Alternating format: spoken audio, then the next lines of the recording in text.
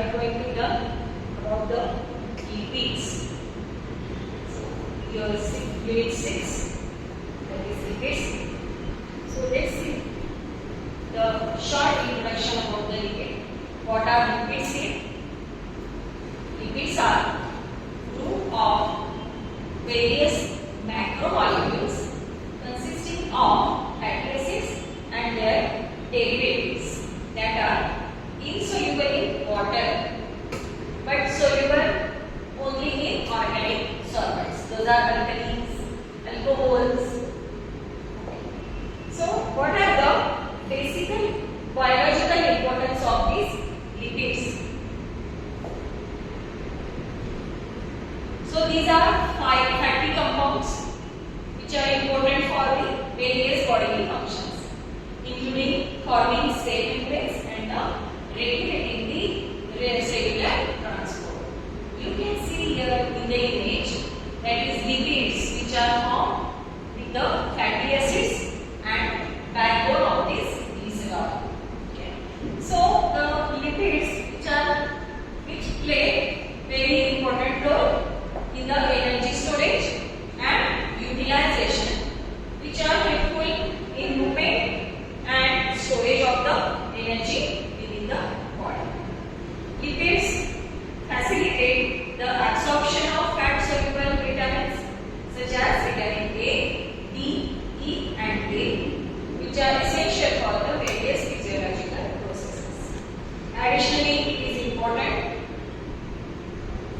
in the processes as lipids are involved in hormone synthesis, contributing to the production of hormones essential for bodily functions and the regulations. Imbalances or excessive levels of certain lipids can have the adverse health effects, increasing the risk of cardiovascular diseases and other metabolic disorders.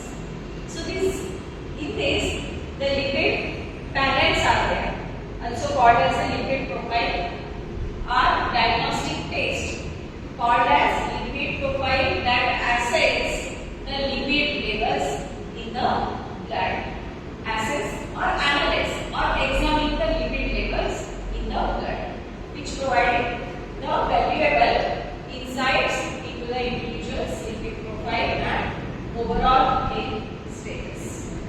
So these are the biologically importance of the lipids. Let's see the short introduction of lipids. What exactly the lipids are? Lipids are chemical compounds which are elements that makes a chemical bond in the body that help with some of its function. These are the fatty or waxy substances which body makes that don't dissolve in water. These macromolecules don't dissolve in water.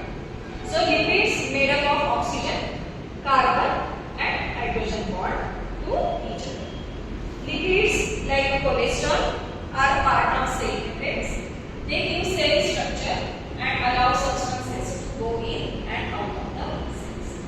So the enzyme lipase break down fats into fatty acids and glycerol, which is facilitated by bile in the liver. Bile is a digestive fluid which are naturally present in the liver. So this is the phospholipid. Okay, this phospholipid membrane which are made up of the phospholipids. This is cell membrane, you can say, that is made up of the phospholipids, fatty acids and the cholesterol. The red mark indicates the cholesterol present in this bile. So cholesterol is lipid in the blood. So body needs it to help to take the fats and vitamins and make hormones from them. Then cholesterol and triglycerides which avoid the water, so they can't travel through blood in cells. That's why they combine with the protein first to make the lipoproteins, and that can move throughout the body. As this cholesterol and lipids are the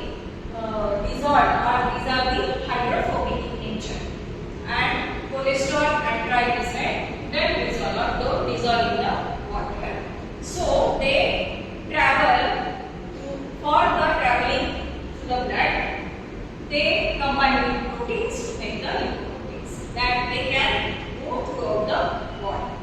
So some lipids are there by their nicknames. Those are HDL, that is high density lipoprotein, and LDL, low density lipoprotein. So the liver and small intestine make the HDL. Liver and small intestine make HDL, which carries these cholesterols into the liver. The liver converts it to bile acid, so the body can eliminate it properly. So that's why the HDL is called as a good cholesterol. It also fights inflammation, blood clots, and the oxidation process.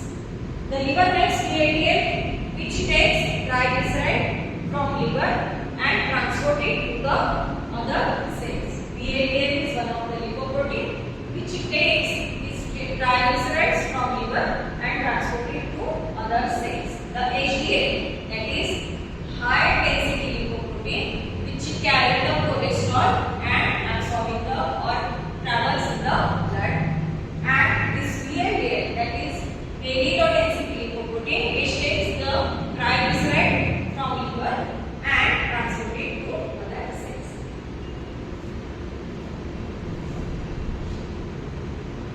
So as they deliver or drop off these fats to body tissues, they lose fat and become smaller and denser there, and turning into the LDL, that is low density lipoprotein, known as the bad cholesterol, because the LDL can deposit cholesterol in artery walls.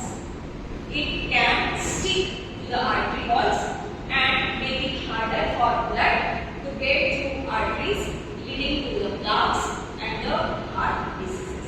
That's why the LDL is called as a blood bad cholesterol. You can see here the structure of the lipids. The phospholipids are there with the cholesterol and the fatty acids. Then triglycerides are there, that is cholesterol, glycerol with the 3 fatty acids, and cholesterol is there. The structure of the cholesterol. See, this is the cell, and from the cell wall, because cell wall is made up of the phospholipid bilayer. So from there, the cut is taken by the cell wall. The small cut is taken by the cell wall, and it is localized under the microscope. That is phospholipid bilayer, cell membrane is there, and in that phospholipid and the cholesterol is present. So just a small introduction about the classification of lipids. Lipids can be classified into two main classes, that is non-saponifiable and saponifiable. Saponifiable lipid cannot disintegrate into smaller molecules through hydrolysis, means the non-saponifiable lipid can't break down into the smaller molecule in the process or by the process of hydrolysis.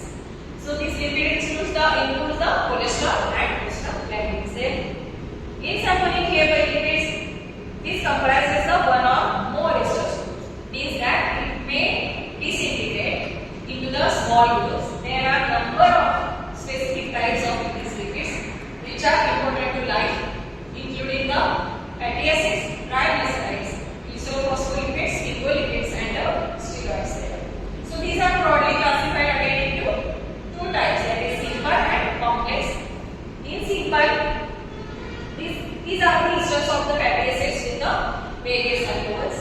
For example, fats and waxes there. So esters of these fatty acids with the glycerols. Oils are fats in the liquid states there. Then waxes are the esters of fatty acids with the higher molecular weight monohydrate alcohols. Then complex lipids. These are the esters of fatty acids containing the groups in addition to alcohol and the fatty acids. So phospholipids are there. There are different types of complex lipids. Those are phospholipids. These are lipids containing in addition to the fatty acids and the alcohol. Phosphate group is there. It is made up of the addition of fatty acids, alcohol, and the phospholipids. So they frequently have the nitrogen containing bases and other substituents. For example,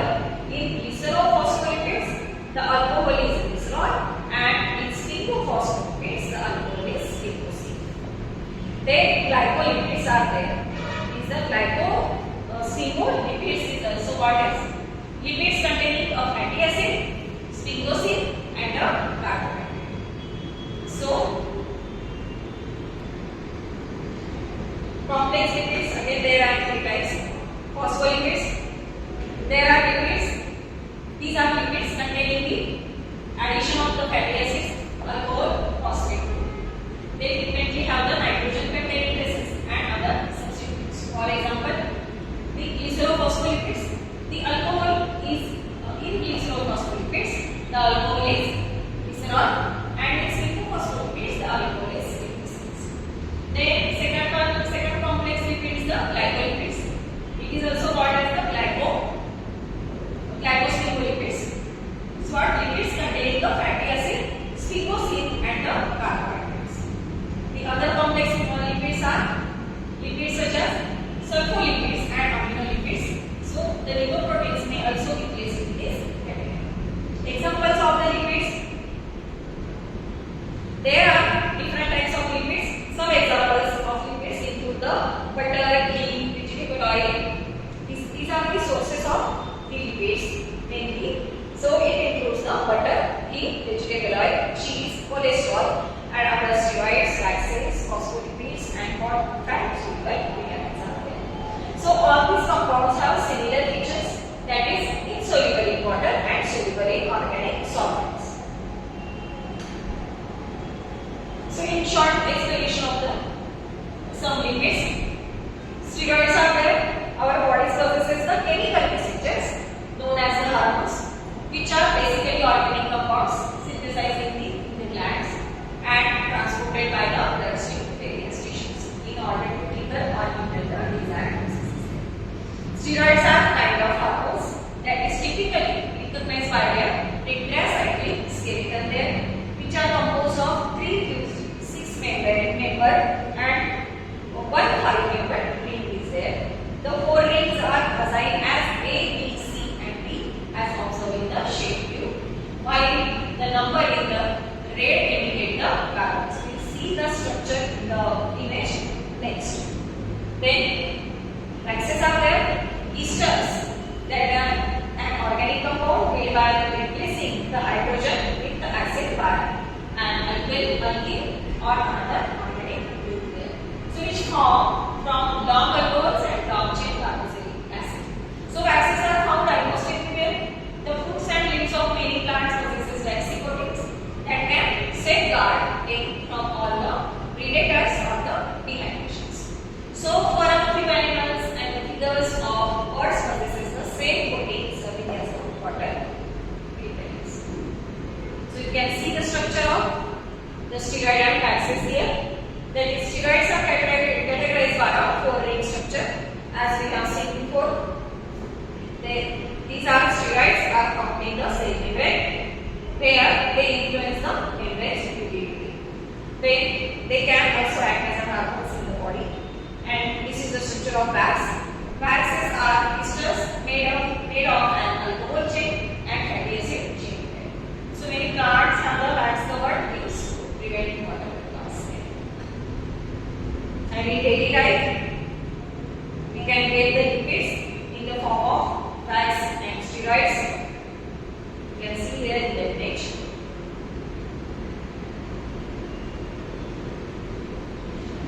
So next is the phospholipid.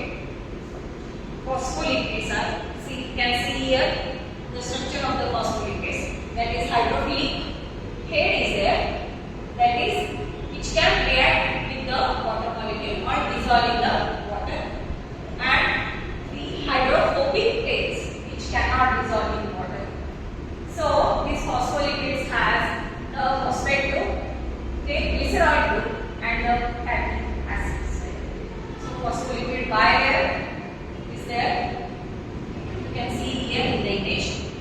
The membranes are primarily composed of the phospholipids that are phosphoacylglycerols. So these triglycerols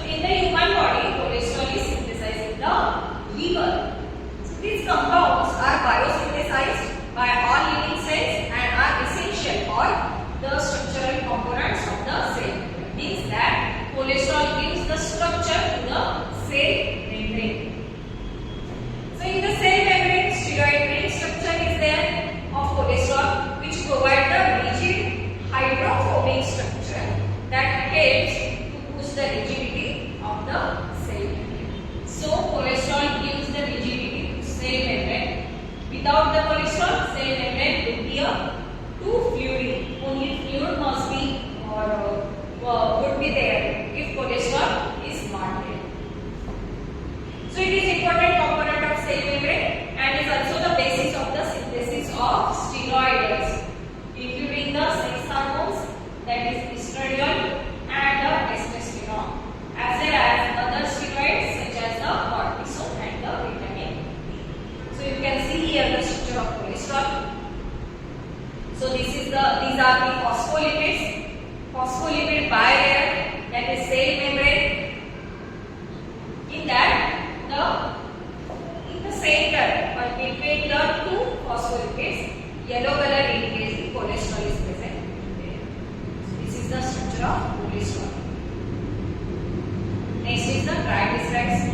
Triglycerides are the most abundant form of dietary fat and serve as the body's primary energy storage molecule because excess of fat stored in the adipose tissue in the form of triglycerides.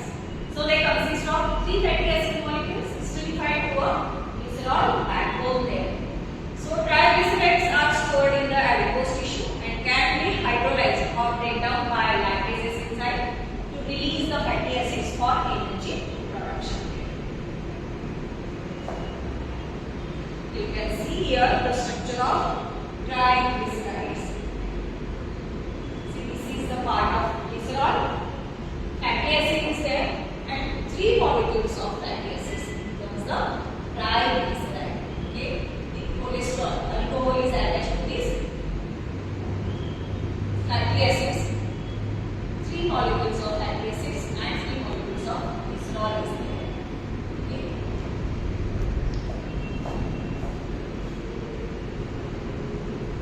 See here in this image, that is the glycerol is attached to the fatty acids, 3 molecules of fatty acids and 3 molecules of H2O or water molecule is released.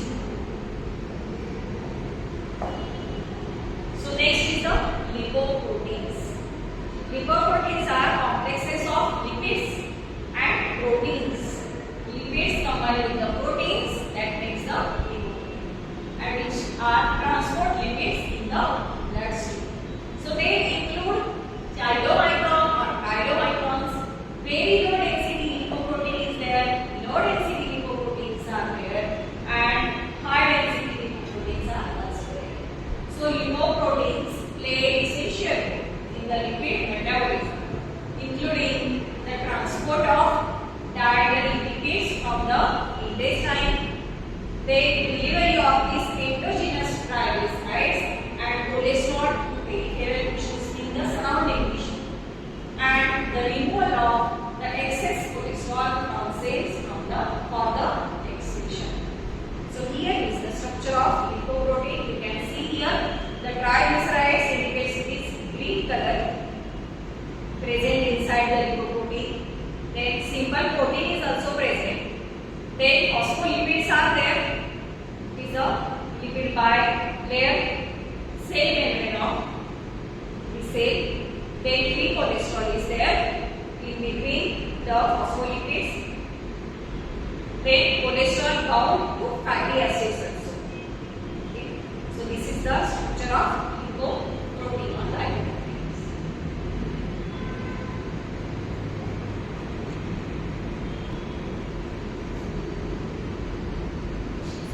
Let's study about the fatty acids now. Fatty acids are the carboxylic acids, or you can say the organic acid. Usually with the long aliphatic tails, means the long chain is there, either unsaturated or saturated. Let's see the saturated fatty acids there. The lack of carbon-carbon double bonds indicate that the fatty acid is saturated. So the saturated fatty acids have higher melting points compared to unsaturated acids of the corresponding size due to their ability to pack their molecules together, thus leading to a straight rod-like shape. So saturated fatty acids are primarily found in animal products and some tropical oils.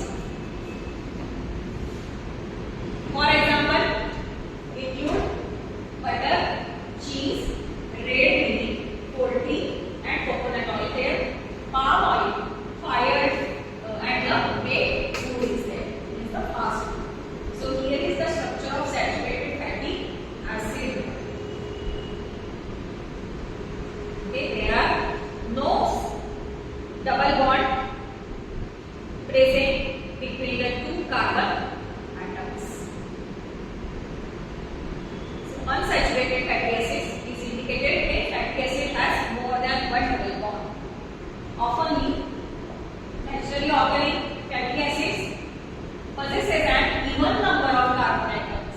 These 2, 4, 6, 8 and etc.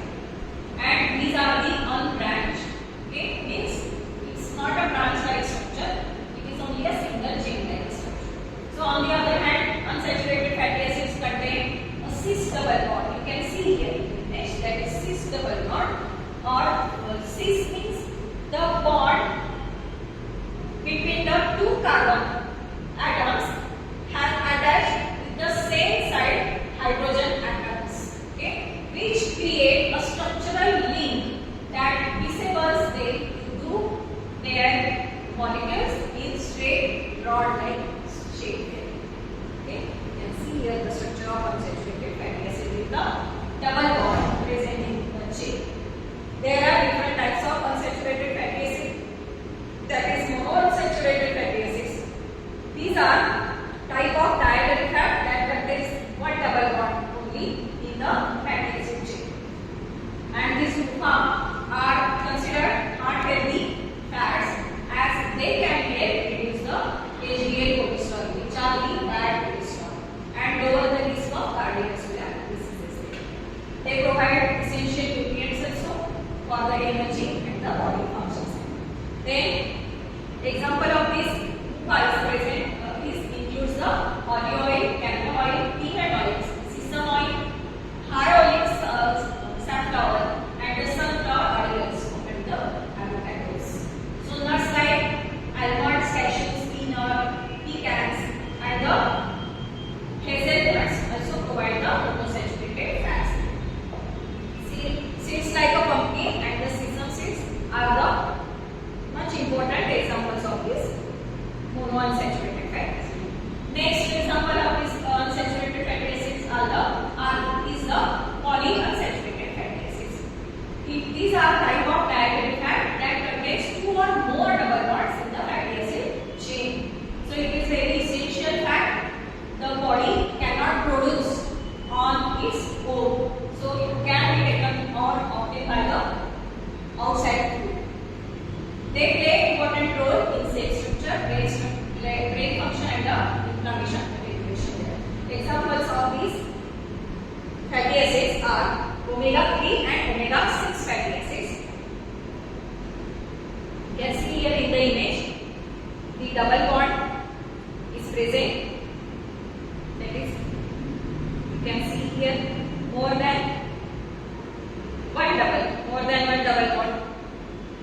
This is here, and again here also there is a double bond between the two carbon atoms are present in the polyunsaturated fatty acid. In monounsaturated fatty acid only single type of double bond is there.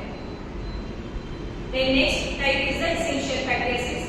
The essential fatty acids which cannot be synthesized in the body naturally, and it must be obtained from the diet. So our body cannot synthesize this fatty acid on their own and must obtain from our diet. There are again 2 types. Those are omega-3 fatty acids and omega-6 fatty acids. Okay, sources includes the fish, vegetables, oils, nuts, seeds, omega-6 involved in the cell growth and development, and excessive intake can contribute to inflammation. So this is very much important type. Then non-essentials, the body can synthesize in the body naturally, which are the saturated fatty acids and monounsaturated fatty acids. Then trans fatty acid is there, that is the fats, unsaturated fats that contain at least one trans double bond in the fatty acid chain. Trans double bond means the double bonds with between the two carbon atoms having the hydrogen atom at opposite side. You can see here in the structure. This is the 6 fatty acid, which are the hydrogen atom attached to the carbon at the same side, and in the trans fatty acid, the double bond occurs in between two carbon atoms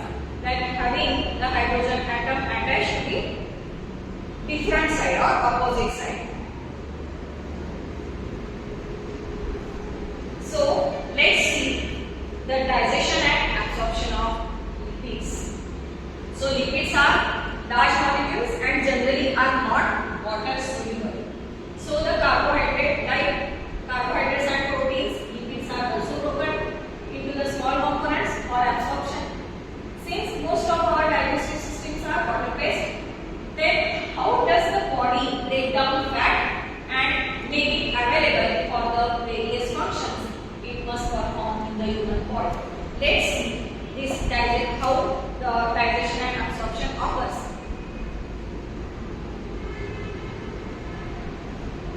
You can see here in the image. In first step,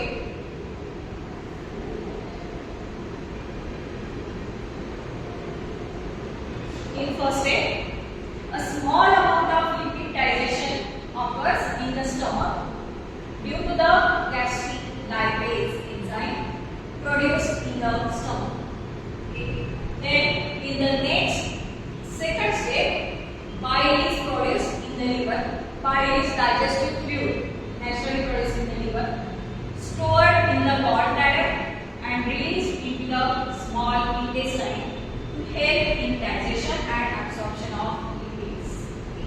Then in next step, the enzymes pancreatic lipase is produced by the pancreas and the released into the small intestine to break down the triglycerides into monoglycerides, fatty acids and glycerol.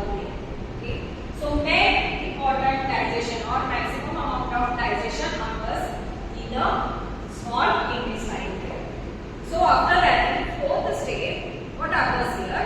In small intestine, the products from the fat digestion and bile acids form a micelle. One of the substance is the micelle, which occurs or which formed by the products from the fat digestion and the bile acids, which moves towards the microvilli to allow the lipids to diffuse into the mucosal cell. You can see here in the image, this is the micelle which is produced by the bile acid and digested lipids there. These molecules allows that lipids to diffuse or move into the mucosal cell. This is the part of mucosal cell. Okay, this is the mucosal cell is there, and there are microvilli is there. Okay, towards the microvilli, this micelle support to allow or move to this mucosal cells. So in the fifth state, what happens here? The inside the mucosal cells, the fatty acids, these fatty acids, the lipids, these fatty acids and monoglycerides are resembled into triglycerides and incorporated into lipid transport particles, okay, called chylomicrons. You can see here in the image, that is the triglycerides and monoglycerides and triglycerides is incorporated into the lipid transport the substance or particles that called as a chylomicron, and which enter the lymph vessels, okay, which they enter into the lymph vessel. And in the sixth step, here the small intestine is very efficient in absorbing fat. After that, from lymph vessel it goes into then the small intestine is very efficient for absorbing fat. So very little is normally excreted in the feces. After the moving or diffuse into the lymph vessel, there are only the small amount of fats are left over in the small intestine, and they can the small intestine absorb it very efficiently, and then is excreted out to the feces.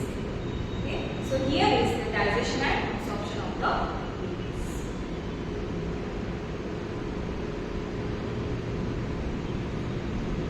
Then after the digestion, how the body store and using these fats.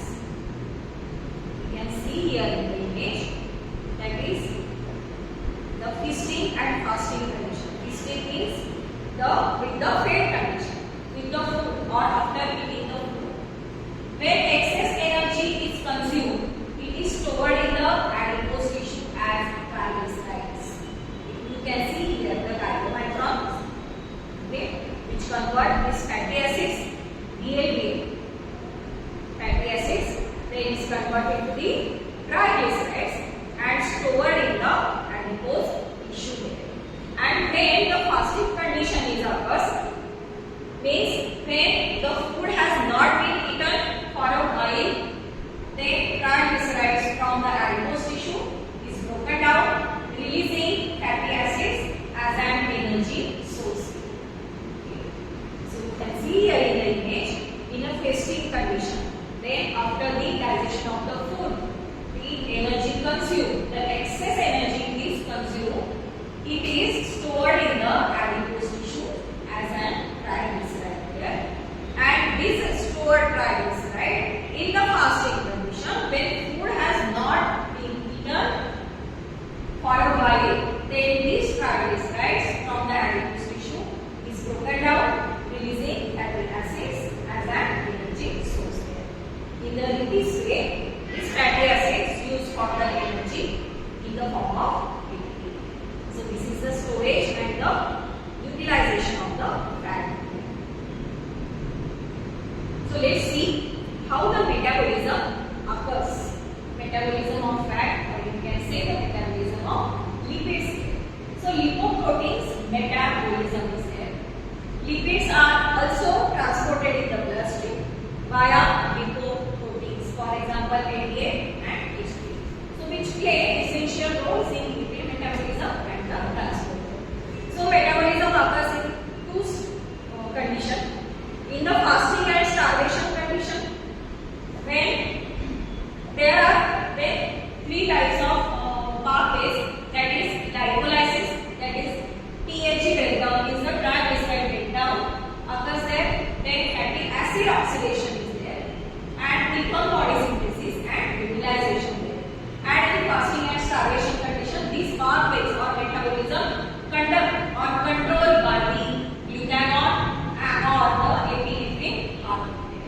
And in the fed state, the fed state means the after eating of the food, the lipid metabolism takes place in these pathways.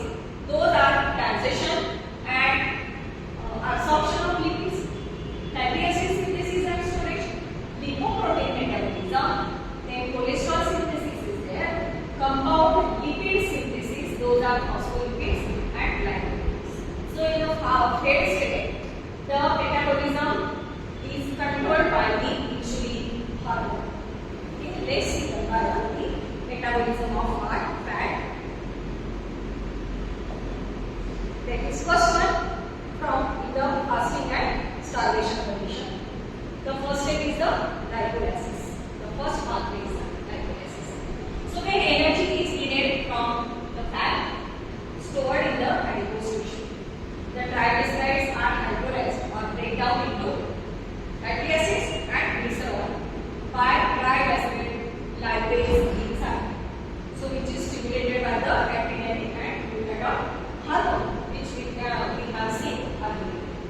So these fatty acids, they enter the circulation where they bind immediately to the albumin. After the breakdown of this triglyceride, the fatty acids immediately bind to the albumin. Okay. When conjugated to albumin, the fatty acids are soluble in the blood because the fatty acid is itself do not dissolve or do not travel in the blood itself. So it must that fatty acids should bind to the albumin or protein. So after the binding of the or conjugated to albumin or protein, these fatty acids can soluble in the blood and so can be transported to tissues including the liver.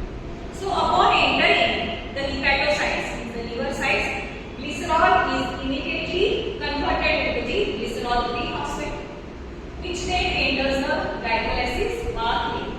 However, the fatty acids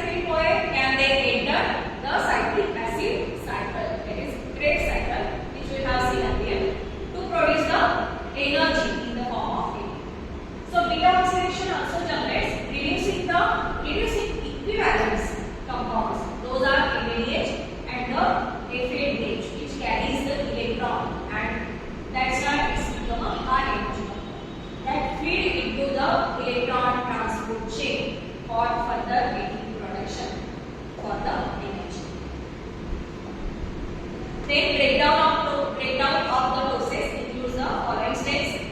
In the beta oxidation, activation of fatty acids there, that is enzyme acetyl-CoA synthase in the cytoplasm reacts and fatty acid reaction is occurs, that is fatty acid then CoA plus ATP molecules is converted into fatty with the help of ATP molecules, or energy is required or energy required for this process, that fatty acids plus acetyl-CoA it gets converted to fatty acid CoA and ATP is formed. Here the ATP is used, 2 molecules of ATP is used here or required here, that's why ATP becomes the AMP, that is adenosine monophosphate and pyrophosphate inorganic pyrophosphate. So this reaction occurs in this process first. After that transport into the mitochondria.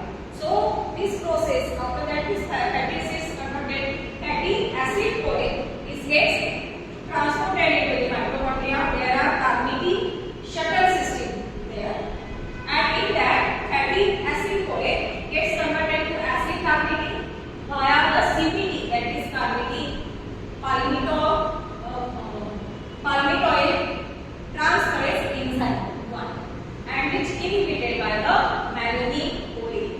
So in next step, this acid Carnegie crosses the inner mitochondrial membrane, okay, with the help of the enzyme, and then this acid Carnegie gets converted to fatty acid CoA via the CPT second enzyme. And after that, beta oxidation cycle started. It begins in the mitochondria. In that, each cycle removes the 2 carbon atoms. In this process, each cycle removes the 2 carbon atoms. Then dehydrogenation process takes place in this, that is FADH2 produced, high energy form. Then hydration is there. Then leaves the water molecule to dehydrogenation again here. NADH produced due to this, NADH is produced.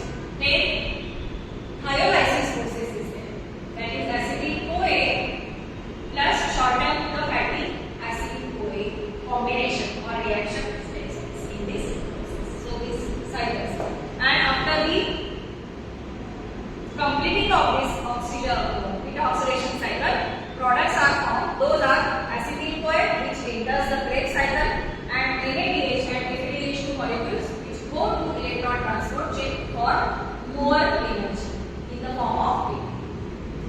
So this repeats until the whole fatty acid is used. So this is about the beta oxidation and metabolism of fat.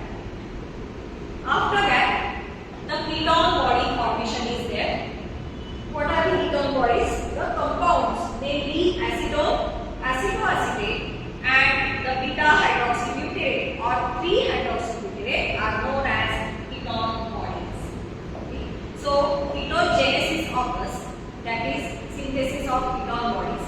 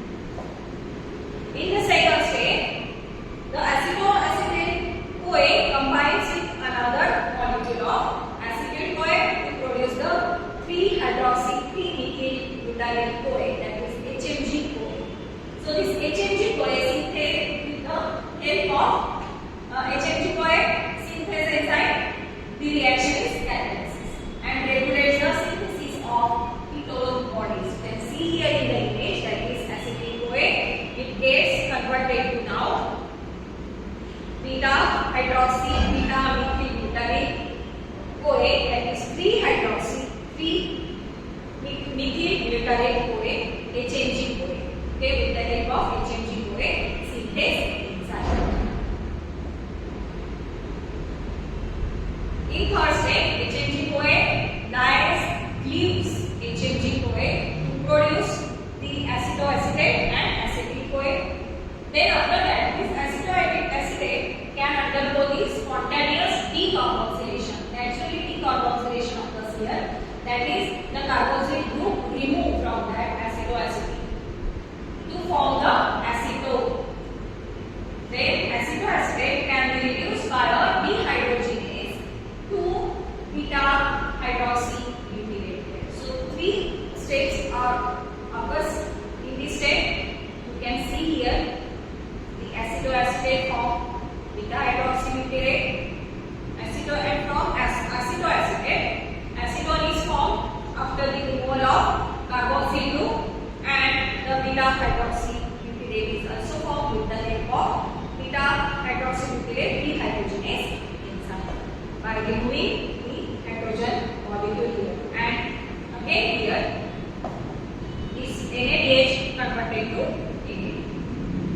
You can see here again how the acetyl-CoA acetoacetate get converted to acetyl-CoA, and after that HMG-CoA is produced, and after that from HMG-CoA the acetoacetate gets converted to acetoacetate, and acetoacetate becomes the acetone by the removal of the carboxyl group, and here from acetoacetate again with the help of beta hydroxy butyrate dehydrogenase enzyme, beta hydroxy butyrate is produced. In such a way, the ketone bodies are produced, are formed. Then after the production of these ketone bodies, utilization is there. So the utilization of ketone bodies, as these ketone bodies are water soluble, are easily transported from the liver to the various tissues there. So the 2 ketone bodies, that is, those are acetoacetate and beta hydroxy butyrate, which serves as an important source of the energy for the peripheral tissues, such as skeletal muscles, cardiac muscles, or renal cortex system. Utilized by the skeletal or peripheral tissues, such as the skeletal muscles, cardiac muscles, and the renal cortex. So during prolonged starvation in fasting condition, ketone bodies are the major fuel source for brain and other parts of the central nervous system. So it should be noted that the ability of the brain to utilize catalysis for energy is very limited there. What reactions occurs in the ketone bodies?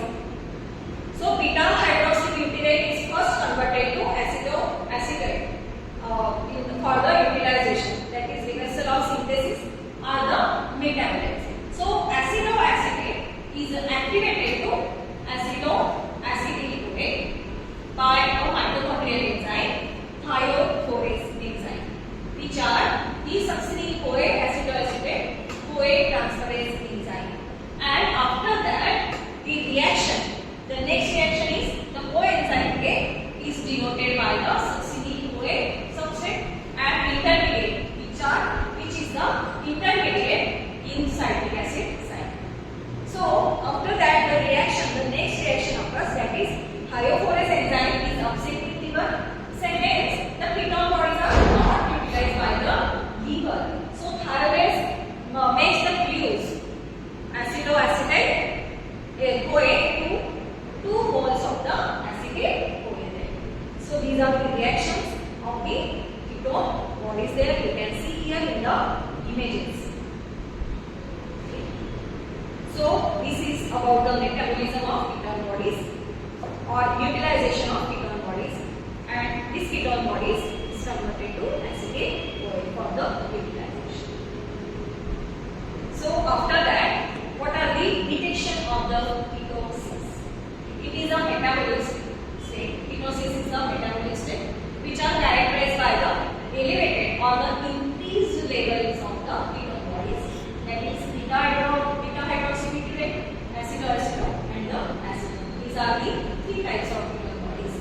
are present in blood, urine and breath is important in various medical and the lifestyle conditions. So methods are the following.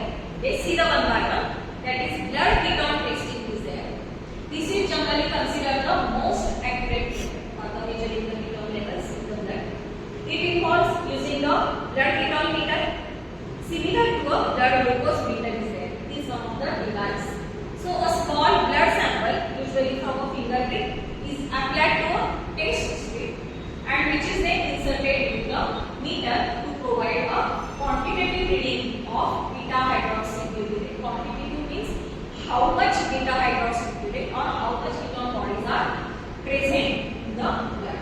So the most prevalent ketone body it is the beta hydroxybutyrate. So so many advantages are there and disadvantages are also there. So advantage of this test is the most accurate and direct measurement of the current ketone levels in the bloodstream. Then quantitative means the how much amount is present of the ketone bodies in the blood that it can result allow for the precise monitoring for the of the mitosis rate. So it may not be affected by the hydration levels like the urine test. And some disadvantages are also there.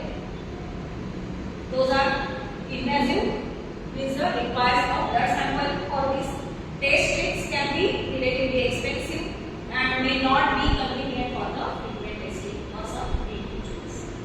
Then next method is the urine ketone testing is there.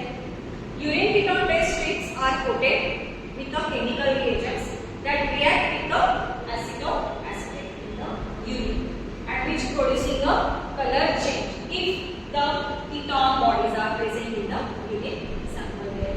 So the color intensity corresponds to the concentration of the ketones. So this is also a simple procedure by detecting the ketosis. An advantage of this testing is non-invasive and relatively inexpensive. So patient or individual can afford this. So easy to perform at low risk. So widely available. And disadvantage that it is less accurate than blood testing. So the urine ketone levels reflect fast ketone production and can be influenced by the hydration level and the breathing functions. So it may show the positive results even when blood ketones are not significantly elevated. So this is one of the major disadvantage of this test. So not ideal for the monitoring nutritional ketosis, which long term as the body becomes more efficient and the using ketones and less getting excreted in the urine. Then next is the third method, that is breath ketone testing with the acetone breathalyzers. Acetone breathalyzers is one of the devices.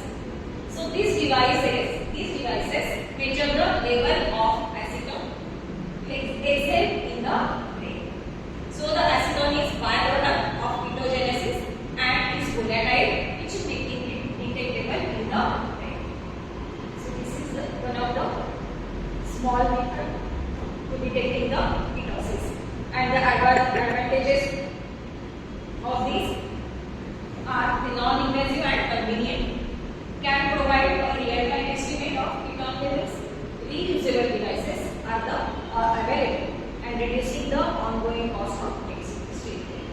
And these advantages are here. So accuracy can vary between devices and individuals may be influenced by factors